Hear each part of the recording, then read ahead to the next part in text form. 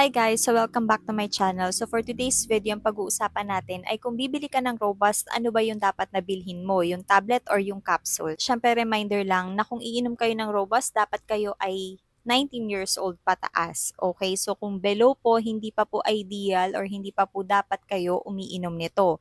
And kung anong klase namang Robust yung dapat sa inyo, so nakadepende po yung nire-recommend sa edad nyo. So kung kayo po ay 35 years old pababa, so ang nire-recommend natin dyan ay si Robust Tablet. So ito po yung regular na Robust. Pero kung kayo po ay 40 years old pataas, so ito na yung nire-recommend natin, si Extreme.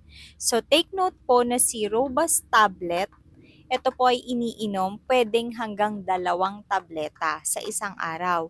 However, si capsule po or si Robust Extreme, isang beses nyo lang siya dapat inumin sa isang araw. Pagdating naman sa benefits, so bukod sa pampalakas, pampahaba at pampagana ng sexual performance, nakakatulong din po ito sa pagpapalakas ng stamina, nakakatulong din para mas lalo kayong makapag-concentrate at nakakatulong din sa relaxation. Kaya kung ramdam mo na parang mababa yung energy mo or lagi kang stress or mahina yung performance o yung sexual performance mo, so pwede nyo pong itry si Robust. So again, yung recommended po natin ay depende kung ano ang edad nyo. So pagdating naman sa side effects, yung pwede nyong maramdaman, usually hindi lahat ay nakakaranas nito ha, pero pwede nyo pong maramdaman na parang feeling nyo ay bloated kayo or parang may gas.